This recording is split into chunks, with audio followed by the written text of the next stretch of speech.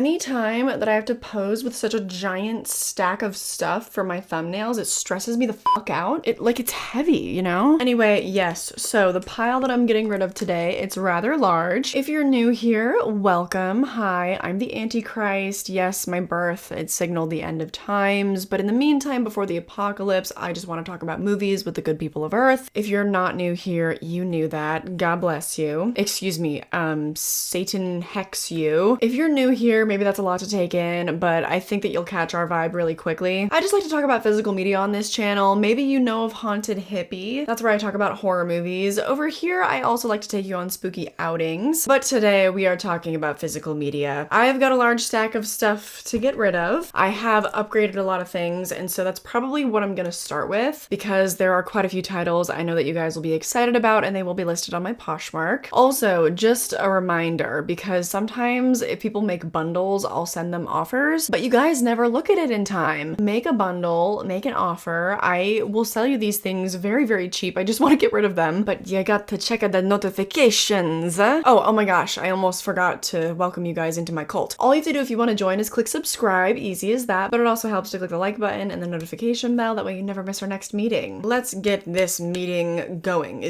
I hope somebody's taking notes. Right, first I was gonna share the things that I have upgraded or that I merely got doubles of, because if you guys were here last week, you guys saw my subscriber mail unboxing, and I was sent quite a few doubles, so let's go through those first. I didn't realize that about half of the stack was doubles. Okay, but that's fine. First up, we have this brand new edition of Crimes of the Future. It is still in its plastic and everything. This was in the last horror pack box, but I already own this movie, so I did not need to keep it. I also already owned the original The Fly from 1958. This one's got commentary with actor David Hedison and film historian David Duvall. There's also a biography of Vincent Price. There is Fly Trap Catching a Classic, and Fox Movie Tone News, whatever that is. Crimes of the Future does have the making of Crimes of the Future and theatrical trailers, so not quite as much on this one. I was also sent a double of The Crazies. This movie is so underrated to me. I don't know why this is not talked about more as one of the best pandemic/zombie movies ever made, but it absolutely is, and it comes with a lot of bonus features. You can pause to read if you want, although I don't know if my camera focus is even good enough for that to show clearly. There's audio commentaries, there's behind the scenes, there are some featurettes, etc., etc. Next up is a sleeved collector's edition of Army of Darkness. You might think that it's crazy that I'm getting rid of this because this contains the theatrical version, the director's cut, and the international cut, but I was given basically this exact same edition except on 4K and Blu-ray. This one is Blu-ray and DVD, so I just didn't really have any reason to hold on to this. It's a really nice Scream Factory edition though. Next up, I was also sent a double of Red Eye, and even though this DVD is in better shape than my own, this is the Canadian version, so it also has like the French title on it as well, and I guess I just would prefer my own American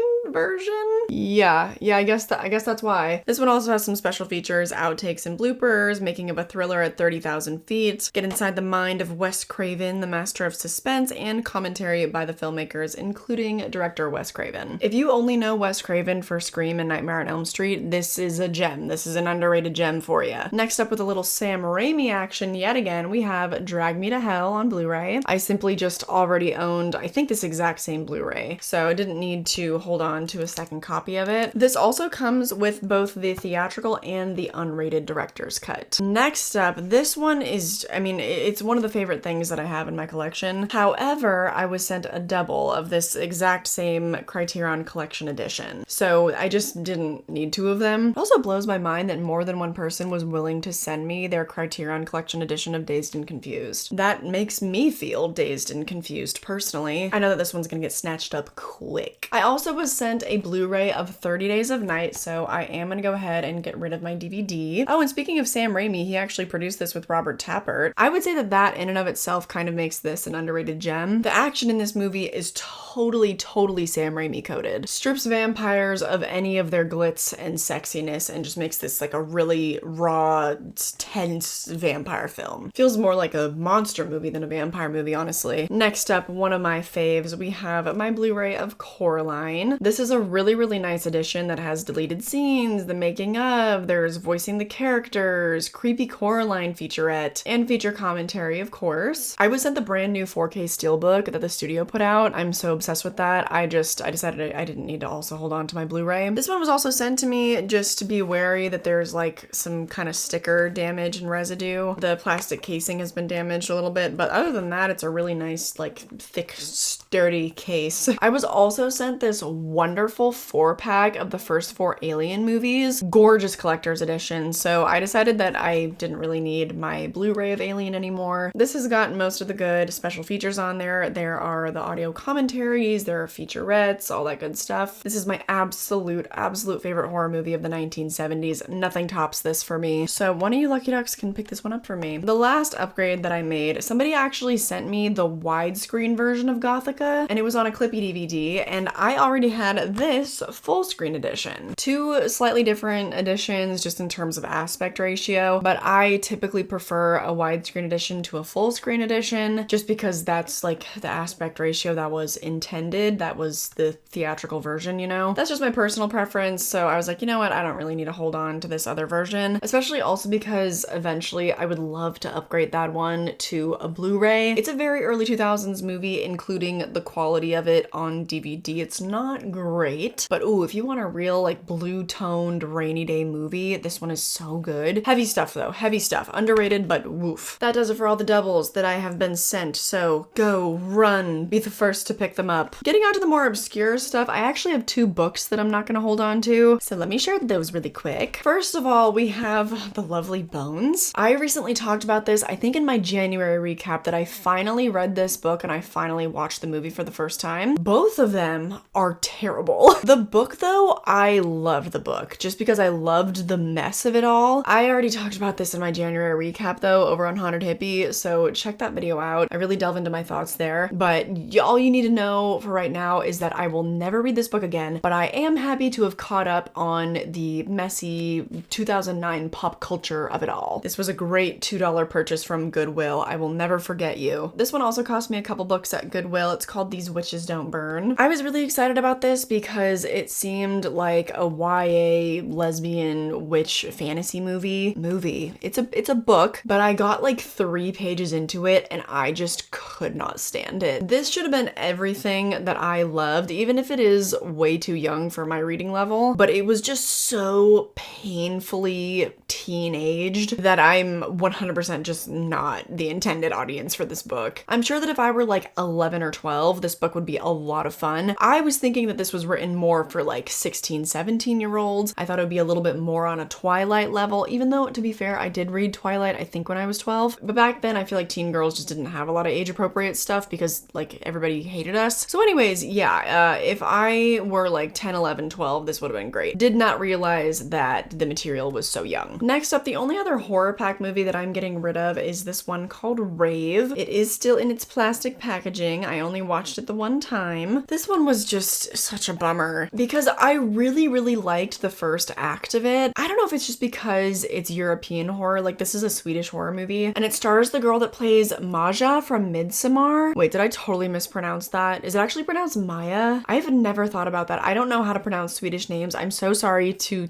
Sweden. Why am I getting deja vu? Have I made that joke before? I don't know. You do YouTube for over 4 years and you start to lose track of things. Anyway, she is great in it. I think she's a wonderful actress. I wish that she would become more mainstream. I wish that we would see her, even if not in like US productions or British productions, I wish that she would be in even more Swedish horror movies. Keep this woman booked and busy. I promise she can deliver. But the movie really started to lose me around the second act. This was a painful 70 minutes. It's very, very slow. This would have been serviced so well as like a 25-minute short film, but for some reason they made it feature length and I just don't really know why. I felt like we spent at least 20 minutes of the runtime just listening to the doots, doots, doots while they're in the rave and just dancing. That said, I could see it maybe sucking you in if you're like on a lot of drugs. I don't know. Maybe that's the intention, but that's not where I was at with this movie. I did watch the movie in its entirety and I don't regret it. I don't consider it time wasted, but it still was like a 2-star film. So I feel like that's telling. One thing that I did like about it, oddly, how low budget budget it was actually kind of what was most charming about it. Like, you could tell this was not a high quality film, but it added to the vibes, weirdly. And now I kind of feel like I'm endorsing this movie, but I never want to watch it again. Ended up really slowing down and kind of crashing and burning for me, so oh well. Next up, I have 2 more DVDs that were sent to me that just didn't work out, and then the rest of the movies are all Goodwill. Ooh, I thought this might be a hidden gem. Oh wait, no, it's a flop. So first of all, a long time ago, I was sent Ty West, The House of the Devil. I understand the appeal of this movie, but God, is it so slow. I did already talk about this movie, I think in my February recap over on Haunted Hippie, so you can catch my full thoughts there. I really don't need to rehash all that. I am perfectly satisfied only seeing this movie the one time. This next one though, A Fish Called Wanda, I was kind of pumped for this because it seemed a little bit irreverent. It stars Jamie Lee Curtis, I feel like kind of in the heyday of her career, 1988. I found this movie quite stupid. And what's Jamie Lee Curtis's line? It happens like 8 minutes into the movie or something. She's like pulling off this heist with this dude and they're pretending to be siblings, and she says something like, even if you were my brother, I'd still want to fuck you. And I was like, yeah, nope. No, none of that for me, thanks though. Just nothing about it was really charming to me or appealed to my senses, so that one will probably be in like a random media bundle. Everything else, all 5 of these movies were Goodwill find flops. I always get so excited no matter what when I find horror movies in Goodwill that I haven't heard of, because I'm like, what if this is the secret hidden gem I've been waiting for? The one I've been waiting to tell the people about. And they pretty much never are. Funny that. First up, we have Diary. This movie I was excited about just because of literally how weird it looks. That poster is insane, and also I like kind of like the coloring of the background. I did not finish this movie, but right now I can't really remember why. I think just the quality of it was really bad. Was not feeling the low budget vibes. I could just tell right off the bat it was not going to be so bad that it was good. It just was so bad that it was bad. So not too much to say there. The same thing actually goes for the rest of these 4 movies. Night Junkies. I was excited for this one because this was like a really obscure straight-to-video release. It was like a Blockbuster DVD too. It's an original Blockbuster case and everything. That really got me pumped up, but then I just tried to watch the movie. This movie is so dark. Like, you can't see anything. So what's the point of that? What's the point of a movie that you can't see? It just was so terribly made, and you could tell right off the bat just how like ham-fisted the metaphor of this movie was, or rather the allegory, because it's called Night Junkies and the allegory is just that like vampires are like drug addicts, but for blood, you know, groundbreaking stuff. Yeah, just really low quality on this one. Next up, this was kind of the same thing, It Waits. This one, I knew right off the bat that I did not want to watch it because the lead character, I don't really know how to explain it, but it sort of reminds me of Friends, how when the girlies are going through a breakup, they pull out the ice cream. I just feel like that's such a standard male written thing for women that are going through breakups or something. When we meet the lead character of this movie, she's very much going through one of those moments where she's like crying on the floor over this man and her pet bird is talking to her about it. And I know that me just saying that might lead you to believe, oh, this sounds kind of interesting. How could that not be so bad that it's good, right? I promise you it's just bad. I really do promise. Also, right off the bat, you could just tell that the horror elements were really not well done. Oh my god, I didn't even realize that the lead of this movie is from Cabin Fever. Ooh, I wish better for you, Serena Vincent. Yeah, turn this off, kind of totally forgot about it, no regrets in not finishing it. You know what, I'll save the most ridiculous one for last. Up next, we have Gwen. At least 3 of these movies were literally in my last physical media update, so you're probably familiar. And yeah, none of them worked out, not a single one. This one I did last about 30 minutes into before I did turn it off. This one very much had the same vibe as The Witch. It felt like they shot it mostly with natural lighting, and it's a period piece movie, and these people on their farm are experiencing some sort of seemingly paranormal plight. The difference between The Witch and this movie is that Gwen is extraordinarily boring, so I couldn't hang with this movie. It felt like kind of a pointless watch. I was like, what's the point? Like, I'm so bored, I would not watch this again. So yeah, this is gonna be in one big random media bundle as well, I'm sure. Finally, the last item in today's anti-haul, we have The Summoning. This one, along with Gwen and Diary, were in my last physical media haul, and I was so psyched that I found 3 international films. This DVD, though, I did not realize at the time of purchasing was an English dubbed version of this film. And right off the bat, oh god,